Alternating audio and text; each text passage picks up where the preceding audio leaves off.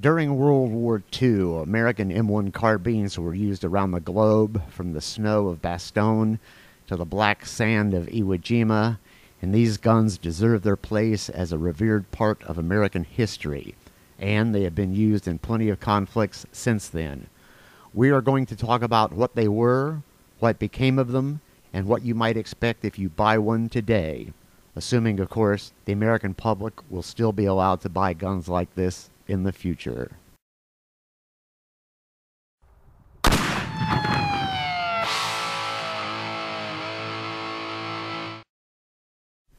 From 1942 to 1945, the U.S. government contracted for about 6.5 million M1 carbines. The guns were used by American troops in World War II, the Korean War, and the early part of the Vietnam War. And since the original production run, the only M1 carbines that have been made have been commercial copies. The carbine was, of course, designed for troops that were not frontline infantrymen. The idea was to give the soldier something that was better than a pistol, but not as heavy as an M1 rifle. Nonetheless, the M1 carbine soon found itself into the hands of frontline infantry troops. The carbines were also given to the United States allies in large numbers, and more than a few of them found their way into the hands of America's enemies from time to time. A large number of wartime carbines survive in one form or another, and this gun is one of them.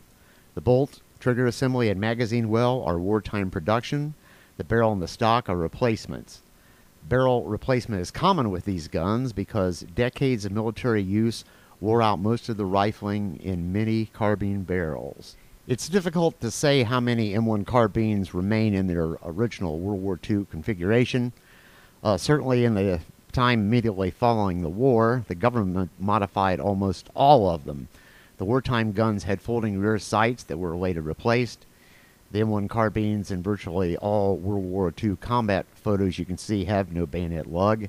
And after the war, the government put bayonet lugs on virtually all the guns. This particular gun was loaned to me by a friend. He owns two M1 carbines, and he tells me that these guns are generally considered more difficult to shoot accurately than many other rifles. After I started shooting this, I was inclined to agree with him. And yet another friend told me that he sold his M1 carbine because he had trouble with accuracy. Now, after putting 300 rounds through this gun, I'm inclined to say that the M1 carbine is not necessarily an inaccurate gun, but it is a gun that does take some getting used to. Here's the carbine next to a tactical Ruger Mini 14 that I own, and I find this Ruger quite easy to shoot at 100 yards, even with iron sights.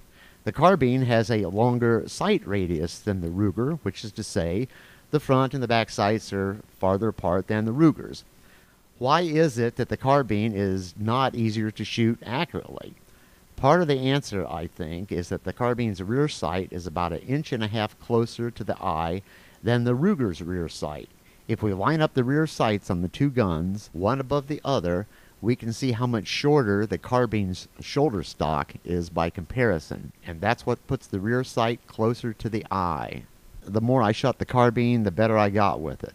Eventually, I was able to keep almost all my shots in a 6-inch circle at 100 yards with iron sights, shooting off a rest and taking my time, and I couldn't do that when I started with the gun. To accomplish this, I had to pay far closer attention to the sight picture than I normally do. The image through the peep sight is much larger than I'm used to, and in particular, I had to make sure that the protective wings on each side of the front sight blade were well centered inside the peep. And doing this is what basically turned the thing around for me. I used 4 different types of ammunition, and these 3 types did the best.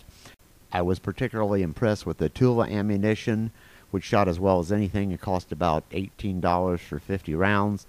The brass-cased ammo cost me about $29 for 50 rounds. The carbine has a 2-stage trigger.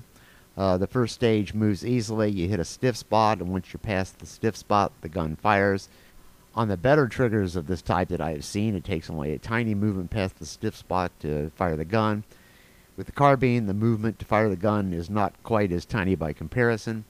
It's not a long pull either, but I did find myself having to pay attention to the trigger pull. To compare it to the sight picture, I think I did have to pay far more attention to the sight picture. The gun's owner tells me there isn't a lot that can be done to improve a carbine trigger.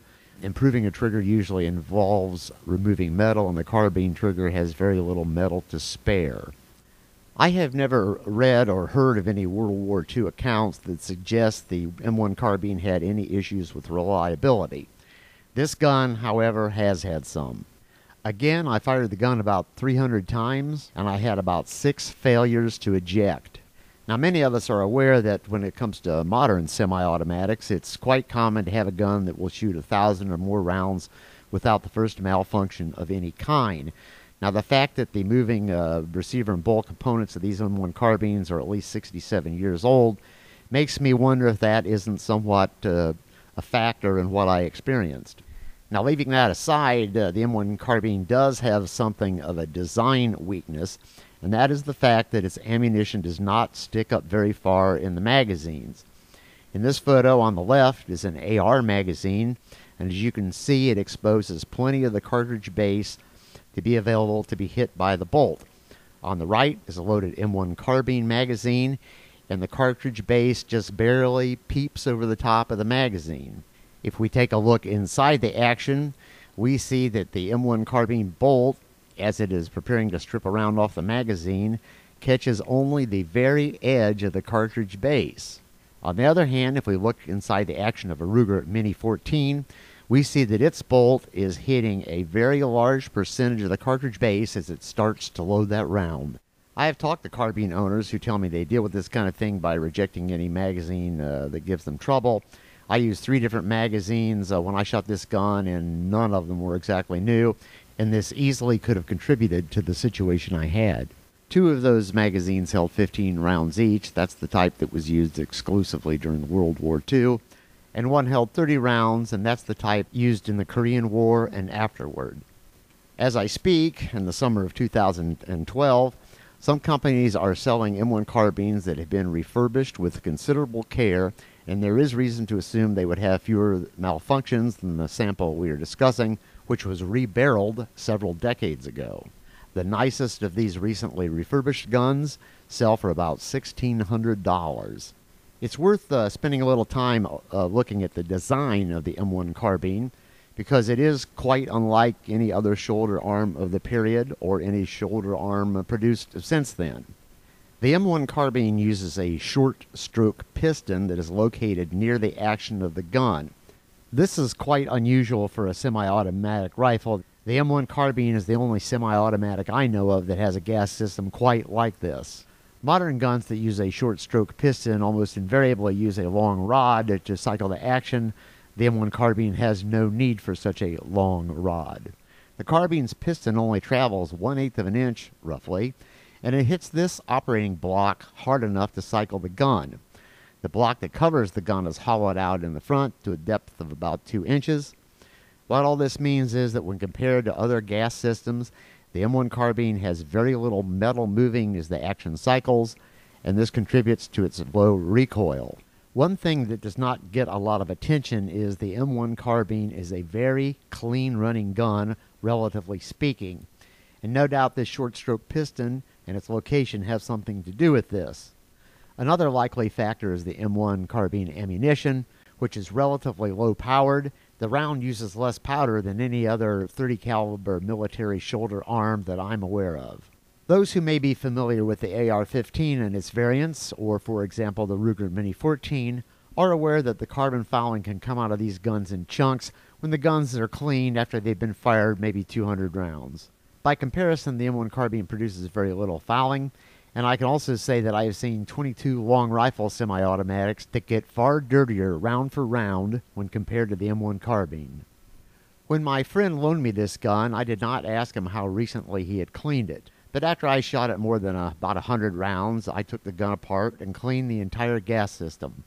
The amount of fouling I removed from this gun was essentially next to nothing. It wasn't even enough to make one end of a Q-tip dirty. I used some alcohol on the piston itself and at least got it to look shiny, like this. And beforehand, it looked more like this.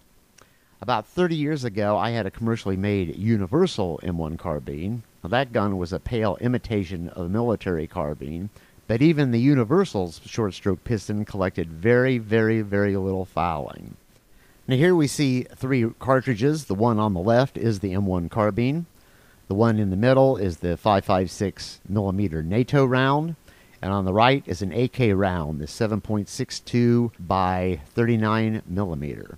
The M1 Carbine uses a 110 grain bullet that leaves the muzzle at about 1990 feet per second. Now that's about 400 feet per second slower than the AK round, which uses a slightly heavier bullet, and it's also about 260 feet slower than the 8mm Kurz round that was used in the German World War II Sturmgewehr 44. I have read that during the Korean War, the U.S. military conducted a study that criticized the performance of the M1 Carbine round. This probably contributed to the fact that a few years later, the United States switched to the M14 rifle, which uses the 7.62mm NATO round. And the M14 was supposed to replace the M1 rifle and the M1 Carbine and the Browning automatic rifle. Yet not 10 years went by before the military changed its mind about the M14 and went to the 5.56 NATO round, which we all know has in turn been criticized for being too weak itself. It's interesting to note that the German Sturmgewehr 44, which is universally considered to be the first real assault rifle, was somewhat ridiculed by the U.S. military when it evaluated the gun. The military noted the Sturmgewehr weighed more than 11 pounds, while the M1 Carbine weighed less than half of that. Time, of course, has vindicated the Sturmgewehr. Yet, during World War II, the Germans eagerly used captured M1 carbines when they could. The German on the left in this photo is carrying one during the Battle of the Bulge. I'm a bit on the old side, and in my time I have known and talked at length with many veterans of the Second World War. One of my friends was in an armored unit, and during one of our talks he volunteered that he was very fond of the M1 Carbine. He pointed out in particular the gun could be taken apart with a dime, as he called it. I'm not sure if he actually carried a dime for the job, but it is true that loosening the screw on the front barrel band is in fact all that's needed to disassemble the gun. He also said the M1 Carbine was reliable and didn't give anyone any trouble. On the other hand, he did point out that the M3 submachine gun, usually called the grease gun, in his opinion was a terrible thing and he hated them. He saw a man drop one once, the open bolt on the gun slammed shut, the gun fired, and it killed one of his friends. There are a number of memoirs written by World War II veterans who mention the M1 Carbine, and none that I have read have ever had any criticism of the gun. One of these memoirs was written by a fellow named Eugene Sledge. He was in the Marine Corps. His book is called With the Old Breed at Peleliu and Okinawa. Sledge was depicted in the TV miniseries The Pacific. He wrote an outstanding book, and I urge you to read it. He describes in great detail everything he was carrying when he landed on Peleliu. He was in a mortar crew, and his gear included an M1 Carbine and 80 rounds. It's also interesting to note that Sledge carried a toothbrush to clean his M1 Carbine, and when it came to cleaning the gas system, I'm sure that's all he needed. I also urge you to read Audie Murphy's memoir, To Hell and Back. He mentions the carbine frequently, and Murphy was a very experienced and deadly shot. Another footnote is the M1 Carbine's short-stroke piston was developed by a very creative guy named David Williams. He had served time in prison for manslaughter, and they even made a movie about this guy starring Jimmy Stewart. One last thing. As I speak, South Korea possesses 600,000 M1 carbines and 86,000 M1 rifles it would like to export to the United States market. The latest information I can find says the Obama administration has authorized the importation of the rifles but not the carbines, because the carbines use detachable magazines.